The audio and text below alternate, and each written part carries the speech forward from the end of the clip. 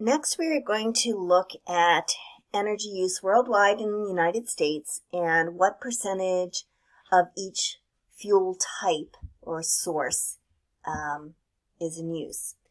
We're also going to look at the United States in particular and look at our use of energy for transportation and our use of energy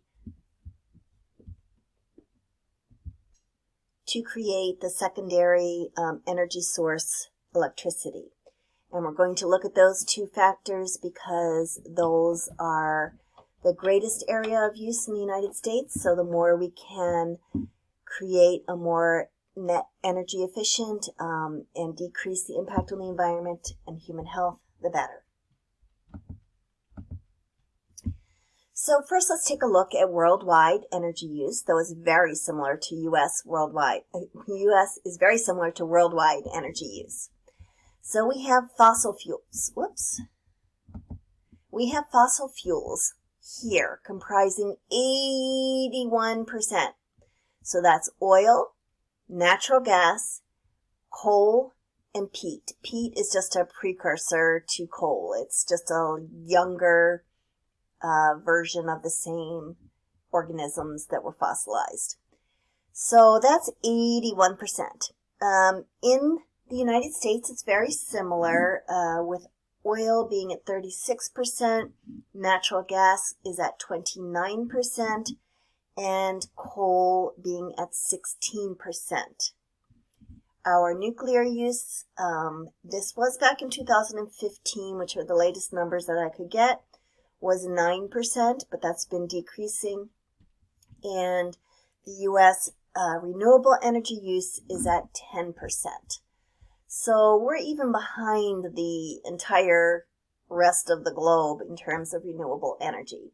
But you can see, whether you're talking about worldwide or U.S., the vast majority of fuels are from fossil fuels. So one thing that we want to consider when looking at any of these fuels is the fact that from the whole life cycle of the energy source, from the time it's extracted from the ground to the time it reaches the end user, there's going to be less and less high quality energy.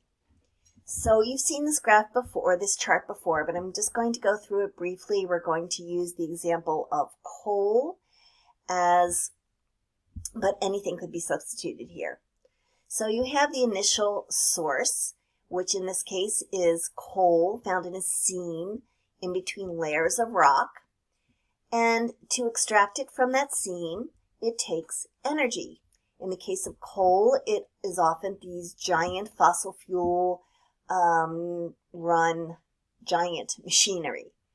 There are other ways as well. When you're extracting oil from deep in the ground, you have other requirements to extract it. Then once the energy source has been extracted, it is transported, for example, in the case of coal, through trains. Any energy source, basically any fossil fuel source at least. Let me back up. Any non-renewable source does need to be processed. In the case of coal, it is present as mainly rocks, though there's certainly some dust, and that has to be pulverized so that it can be burned more efficiently. In the case of oil, it needs to be refined. Refined is separating out the various densities from the oil to form things like gasoline for your car or oil for heating homes. So that's a matter of processing. Once the energy is processed, or the energy source, is processed, then it needs to be combusted in the case of renewables, but some type of energy conversion needs to take place in order to cause the secondary energy source, such as electricity, to be generated. In the case of fossil fuels, there's typically some type of waste material. In the case of coal, it's actually like an ash that needs to be transported away, and usually buried. And when it's combusted to produce, for example, electricity generation, that electricity still needs to be transmitted through power lines and then to the end user, where the efficiency of the technology that they're using, such as a TV, will affect how much energy you have at the end there, useful energy you have at the end. So I want to remind you that one issue that I do have with this diagram is that these red arrows are referred to as energy losses. They're not losses, they're transformations to less efficient forms of energies, particularly heat, sometimes noise, but particularly heat. And so these less useful forms of energy result in a very low efficiency rate by the time you get down to the end product.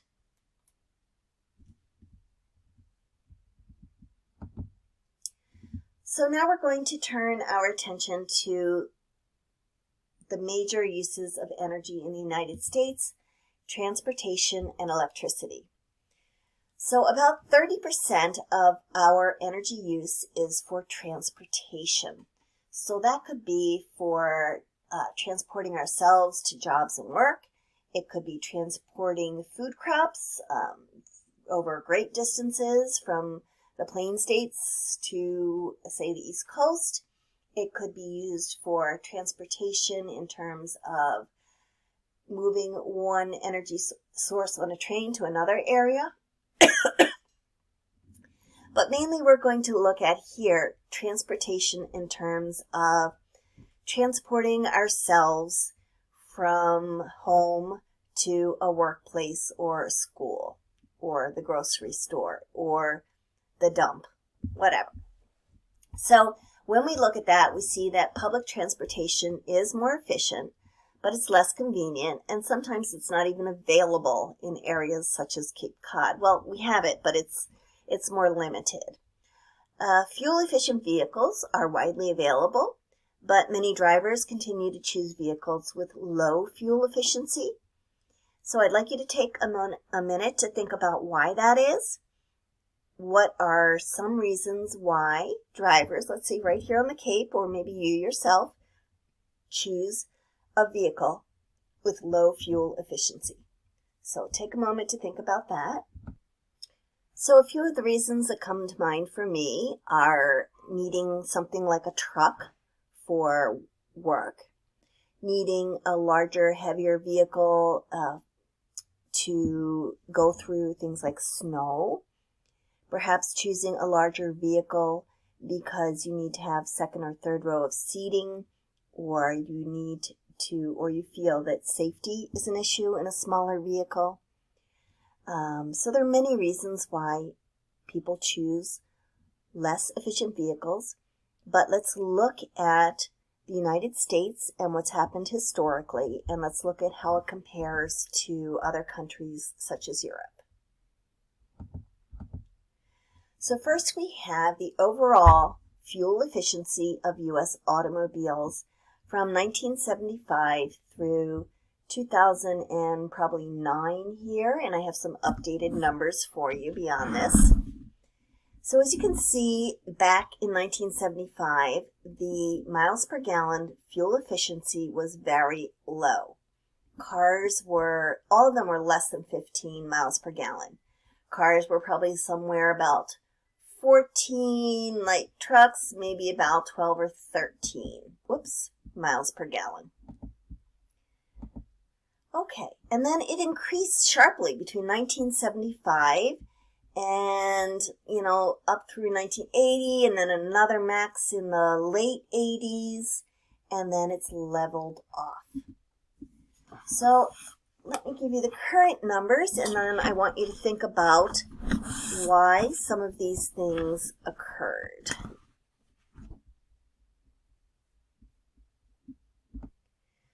So all the way up to 2014, which would be somewhere about here on the graph, the average miles per gallon of a fleet of vehicles, so including their cars and their trucks, was 24.1 miles per gallon.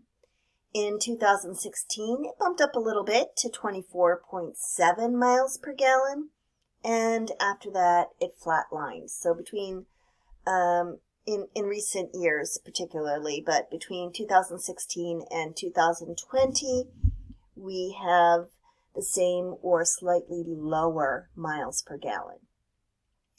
So you may have thought of some of the reasons why, through history, the mileage increased and other reasons why it plateaued. So one of the reasons for increases was the interest in the environment that began basically in the 1970s and sought to have more fuel-efficient vehicles. A second reason was the fact that at various periods of time, gasoline prices increased due to gasoline shortages. A third reason why these increases between 1975 and 1985 were seen was that the government, well, no, let me back up a track. Consumers demanded high efficiency vehicles, and the government imposed